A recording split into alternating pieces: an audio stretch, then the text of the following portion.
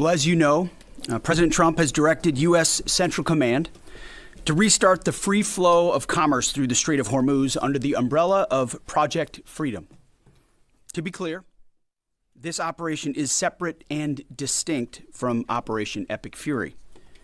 Project Freedom is defensive in nature, focused in scope, and temporary in duration, with one mission: protecting innocent commercial shipping from Iranian aggression. American forces won't need to enter Iranian waters or airspace. It's not necessary. We're not looking for a fight, but Iran also cannot be allowed to block innocent countries and their goods from an international waterway. Iran is the clear aggressor, harassing civilian vessels, threatening mariners from every nation indiscriminately, and weaponizing a critical choke point for its own financial benefit, or at least trying to. For too long, Iran has been harassing ships, shooting at civilian tankers from all nations, and trying to impose a tolling system. Iran's plan, a form of international extortion, is unacceptable. That ends with Project Freedom. 2 U.S. commercial ships, along with American destroyers, have already safely transited the strait, showing the lane is clear. We know the Iranians are embarrassed by this fact. They said they control the strait. They do not. So American ships led the way, commercial and military, shouldering the initial risk from the front, as Americans always do. And right now, hundreds more ships from nations around the world are lining up to transit. CENTCOM, along with partner nations, is in active communication with hundreds of ships, shipping companies, and insurers. All of these ships from all around the world want to get out of the Iranian trap that they have been stuck inside. As a direct gift from the United States to the world, we have established a powerful red, white, and blue dome over the strait. American destroyers are on station, supported by hundreds of fighter jets, helicopters, drones, and surveillance aircraft, providing 24/7 overwatch for peaceful commercial vessels. Except Iran's, of course, which is why our ironclad blockade remains in full effect as well. In fact, 6 ships tried to run the blockade out of Iranian ports as Project Freedom commenced, and they were all turned around. This is more than strategy, it's also humanitarian.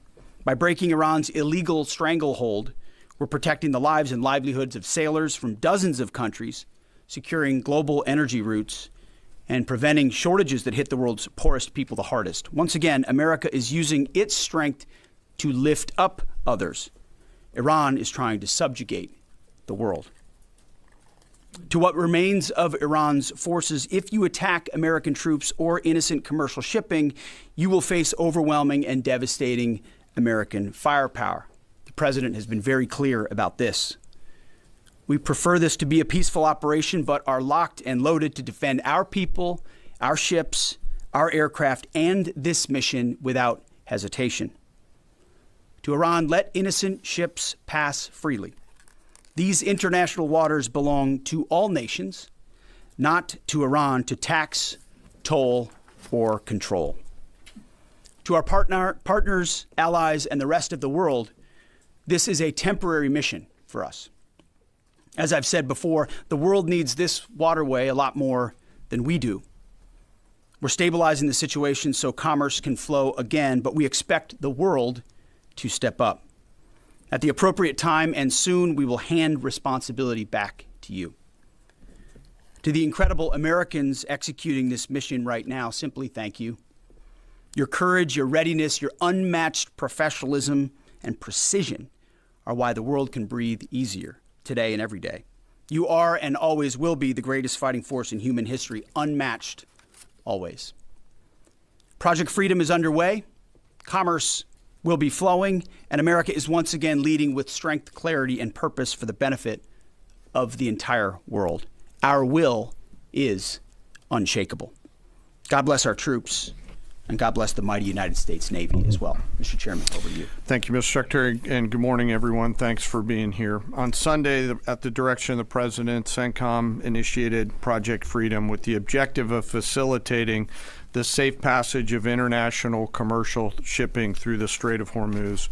Over the past 7 weeks, Iran's repeatedly threatened and attacked commercial shipping in the Strait in order to effectively cut off commercial traffic and damage the global economy. By obstructing one of the world's most critical maritime checkpoints, a vital transit route for approximately 1/5 of the global oil consumption, Iran is weaponizing the global supply chain. This action disregards established navigational rights and the law of the sea, and the regime led by the IRGC is effectively attempting to hold the entire global economy hostage. Let me give you an update of the last few days of activities. And if you take a look at the map here, as the Secretary said, the United States has established Project Freedom to open up the Strait of Hormuz. This graphic highlights the kinetic engagements that the Iranians have attempted to make or have taken against the region. The green dots and blue dots show the groupings of commercial, cargo, and tanker vessels. And the United States has established a significant presence over the strait here in order to open up the free flow of commerce, noting the blockade still continues along the eastern flank. The map shows the examples and samples of Iranian attacks against commercial vessels in the strait, as well as the Gulf of Oman and up in the Arabian Gulf.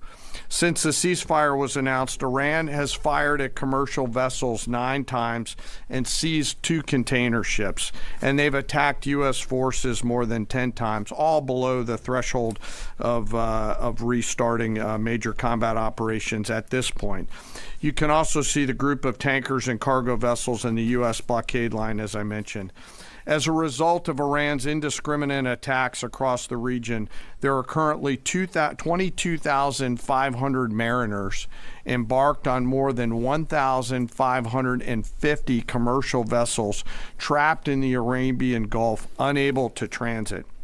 In addition to shipping, Iran has continued to deliberately attack its neighbors. Just yesterday, Iran attacked Oman once and the UAE 3 times, including an attack on Fujairah oil terminal, which was successfully defeated.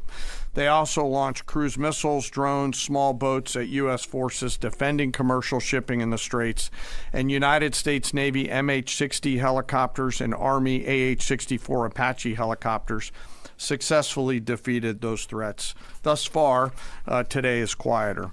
Let me describe this defensive operation just a few clicks down for you. As the Secretary said, Project Freedom is designed to protect commercial shipping and help restore the flow of commerce through the strait and sustain freedom of navigation. CENTCOM has established an enhanced security area on the southern side of the strait that is now protected by U.S. land, naval, and air assets to help defeat further Iranian aggression against commercial shipping. I'd like to share a little bit more about U.S. capabilities, but for operational security purposes, I'm not going to get into specific details out there. On the surface, guided missile destroyers and other warships are detecting and defeating Iranian threats. This includes fast boats and one-way attack drones. In the air, more than 100 fighters, attack aircraft, and other manned and unmanned aircraft, synchronized by the 82nd Airborne Division, are in the air 24 hours a day, providing defensive overwatch for the enhanced security area and its approaches that I discussed. These forces are comprised of over 15,000 American service members and have established localized air and sea control to protect against Iranian threats. Commercial vessels that transit through the area will see, hear, and frankly feel U.S. combat power around them on the sea, in the skies, and on the radio. And as of this morning, as was mentioned prior, 2 U.S. flag merchant vessels have transited, and we anticipate more to transit over the coming days. Further up the Gulf, U.S. Naval Forces Central Command continues to work to identify and mitigate any threats. Beyond Project Freedom, CENTCOM and the rest of the Joint Force remain ready to resume major combat operations against Iran if ordered to do so. No adversary should mistake our current restraint with a lack of resolve. And the President has said, as the Secretary has, that now is the time for those with equity stake in the strait to come assist. Before I turn it back to the Secretary, I want to take a moment to highlight part of our joint force today. And today I want to talk about the paratroopers of the United States Army 82nd Airborne Division. When the President or the Secretary need immediate, scalable, and lethal combat power in CENTCOM or elsewhere, the All-American Division answers the call. The 82nd is the core of our nation's immediate response force and ready to deploy within hours of notice. These paratroopers are capable of accomplishing any mission in any environment, constantly training, constantly ready to jump from Air Force aircraft into ground combat and seize key terrain if ordered to do so, just like their predecessors did in Sicily and Normandy in World War II, or to secure or enable the follow-on forces to flow into theater as they did in Grenada or Panama. They can do the range of missions from counterinsurgency to counterterrorism operations to power projection, as they have many times over the course of the history of this great division. They can do all these things because they're incredibly well-trained, well-equipped, and well-led, but also because of the indomitable spirit of the All-American paratrooper. Every single one of them volunteered for this role, volunteered to go to airborne training, and volunteered to serve. But this division is now more than just a formation that we use for forcible entries. For example, just today, they are out there coordinating, integrating, and synchronizing land, air, space, sea, and cyber forces using joint all-domain command and control. They use next-generation tactical networks that are AI-enabled to augment intelligence and operations, and they seamlessly synchronize all of these effects and are doing so in support of Project Freedom as we speak. The relentless focus on technical innovation allows the commanders out there in the field to see, sense, and understand the opportunities that are in front of them, along with the associated risks, and make smart decisions out on the objective. With incredible courage, tenacity, and grit, they are going all the way every day, and whenever the nation calls on them, they are there to answer the call. We are grateful for their service and their leadership. Lastly, before I close, as I often do, I want to remember some of our fallen. Today we remember Sergeant William Rivers, Specialist Brianna Moffett, and Specialist Kennedy Sanders of the 718th Engineering Company, U.S. Army Reserves, out of Fort Benning, Georgia. They were tragically killed on January 28th, 2024, when attacked by an Iranian-backed proxy force at Tower 22 in Jordan. We continue to carry on their memories. We remember their names. We remember their families. And the Secretary and I are deeply grateful for all of our deployed forces who are out there doing our nation's work. And, sir, with that, I'll kick it back over to you. Very good. We'll take a few questions. Go ahead. Thank you. Alexandra Ingersoll, One America News. Do you assess, Mr. Secretary, do you assess what's left of this small boat fleet to be a significant threat or a nuisance to be managed? And then secondly, what is your message to critics who say that the U.S. doesn't have a strategy in this mission? Well, any threat needs to be taken seriously. And just like those 6 attack boats that the chairman mentioned were taken seriously and dealt with before there were any real threat to the American military vessels that they were approaching. And that is it. Small craft like that are all that Iran has left. Their ability to close with a destroyer of the capabilities that we have is limited, but we're going to take it very seriously and kinetically, quickly. We're not going to allow a threat to gather. And I can tell you, even from just this morning, the strategy remains laser focused. In fact, so I think this is a reflection of a laser focused strategy, actually. right here. Morning, Mr. Secretary, Mr. Chairman. David Zia, Real America's Voice. I wanted to ask you of any of the fast boats that have been either sunk or identified, are there any armaments larger than, say, small, AK-47 type stuff, or any anti-ship cruise missiles identified? And my second question is, if there's a divide between the IRGC and Tehran, is there a way to get Tehran to agree to let us go after the IRGC that is doing these attacks without violating the ceasefire? Well, right now, anything coming at our crafts, regardless of what's on it, has to be defended against, and that's the case. I don't know what the exact armaments that were on those fast boats. Small arms, nothing significant on the fast boats. Rifles or small machine guns. There were some small coastal cruise missiles shot down as well. So there's been I think there's some frothiness in the beginning aspects of this that were dealt with very directly by our destroyers, and we're communicating both overtly and quietly to the Iranians to allow this defensive operation to happen on behalf of the world. There are some actions the IRGC takes sometimes that are outside the bounds of what maybe Iranian negotiators would like. That's their job to rein that in and ultimately create a condition for a deal, right? That's not something I talked about in these remarks, but that's happening in real time. Iran has an ability to make that deal. But what we're demonstrating with Project Freedom is they don't control the strait. I mean, we know Iran is embarrassed by the fact that our blockade is holding, and we can run ships through, and we're going to help the world run ships through. And if they hold it at issue, the whole world knows who's doing it. It's not us. We're willing to open it up. It's Iran, and that creates a dilemma for them. We hope they make a deal. Yes. Thank you, sir. My first question is for General Kane. Mary Margaret with the Daily Wire. You said that the attacks by Iran so far are below the threshold of restarting major combat operations. What is that threshold? And then for Secretary Hegseth, are there still concerns about mines in the Strait? And can you kind of clarify these reports of kamikaze dolphins that we've heard about? I haven't heard the kamikaze dolphin thing. It's like sharks with laser beams, right? The threshold of restarting is a political decision above my pay grade. What I'll say is it's low harassing fire right now. It feels like Iran is grasping at straws to try to do something across the southern flank. To your question, David, their command and control structure remains very fractured, and I think they're struggling to maintain control down echelon at the edge, but it's still pretty low-level kinetics at this point in time.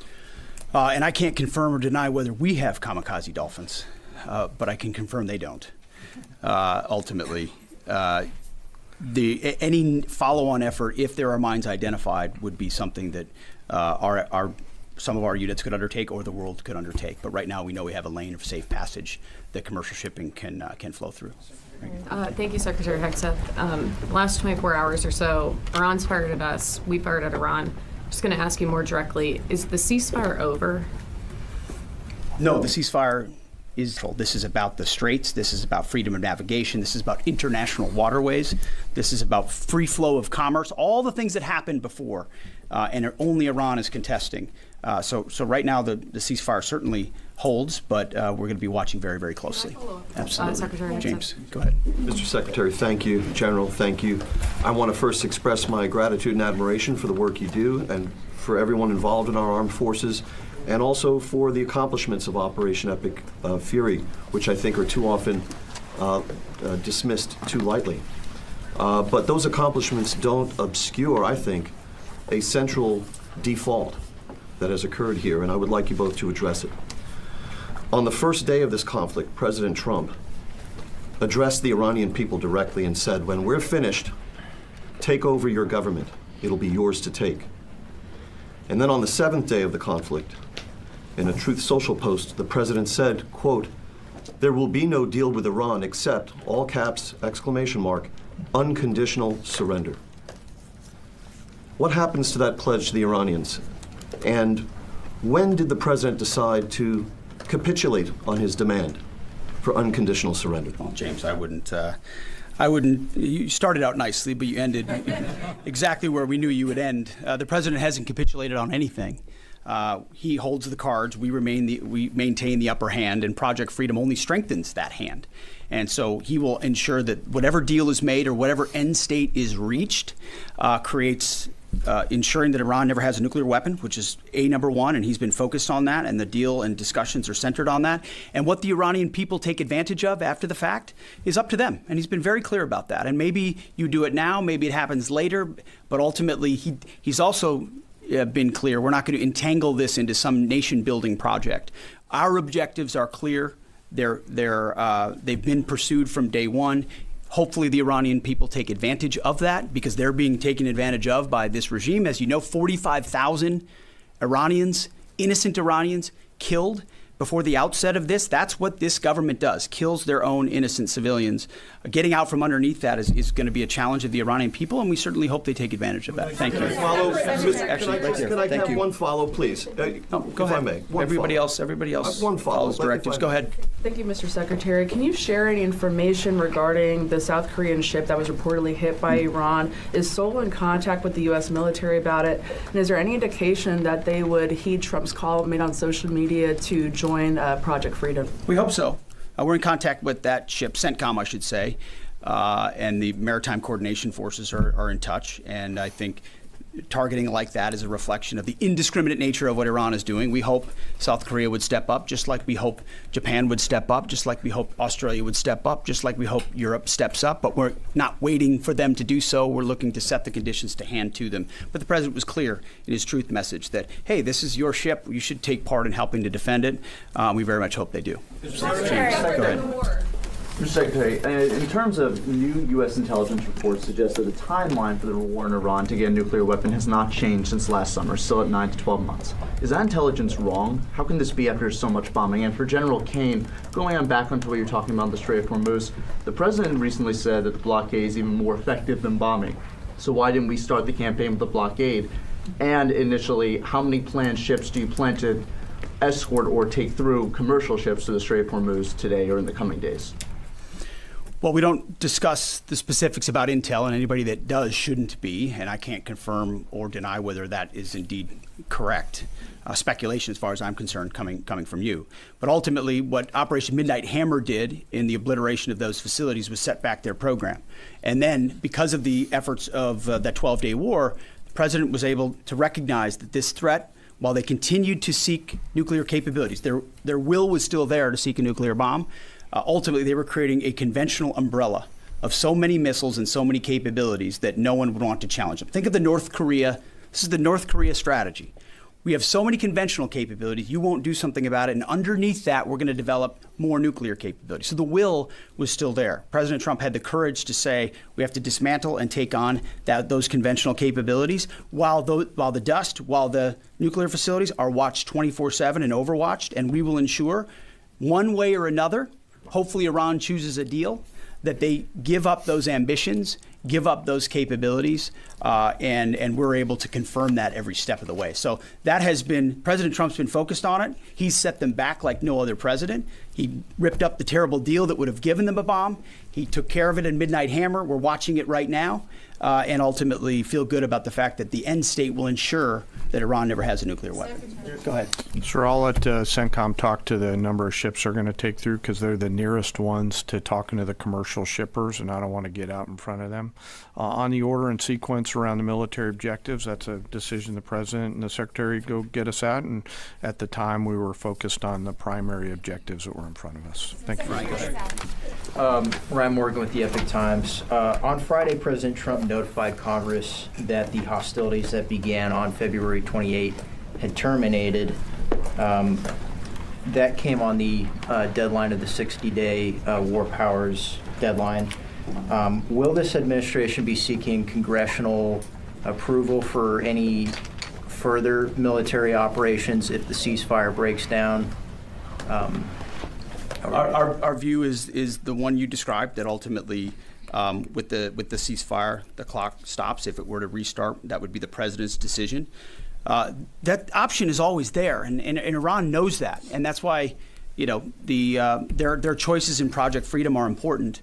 The president retains the opportunity and the capabilities, more capabilities than we had at the start of this, to restart major combat operations if necessary. If Iran is not willing to follow through on its side of the bargain or make a deal, then the War Department is postured, locked, loaded, and ready to go. We hope it doesn't have to go in that direction. But Admiral Cooper and our forces are in a 3-point stance and ready to go. Yeah, last question. Thank you. Liam Cosgrove with Zero Hedge. In recent weeks, both Israeli Prime Minister Benjamin Netanyahu and Israel's head of Mossad have stated their intent not to cease combat with the Iranians. Netanyahu put this on Twitter. Israel's head of Mossad said Israel's goals are not finished until the Iranian government collapses. And so they're referring to the government that President Trump has brokered a ceasefire with and is working on a lasting peace in the region with. And so that's something many Americans, especially American farmers, are hoping he does get to a lasting peace. And so if President Trump is successful in that and the Israelis are explicitly stating their intent to continue fighting at a later date, how can you ensure America doesn't get roped back into a war if that comes? And secondly, with Netanyahu comfortable tweeting something like that out, and also Netanyahu has continued bombing Lebanon despite President Trump explicitly I would say your telling him question not is to. based on the false premise that somehow President Trump is being pulled in by Prime Minister Netanyahu to any of these actions. And that's where you're going. Just to be clear, President Trump has led at every step of this based on his view of American interest and America first. And we're grateful that Israelis have been very capable partners at many steps of this. And they may have some objectives at times that are slightly different than ours. But there's only one hand on the wheel ultimately directing this, whether it's Project Freedom or previously Operation Epic Fury, and it's President Trump. So we're grateful for their input, their insights, the existential nature of the threat they face from an Iranian bomb, the capabilities that they can bring to that, but ultimately the coordination will happen with the leadership of President Trump. Thank you very much. I appreciate it. Thank you.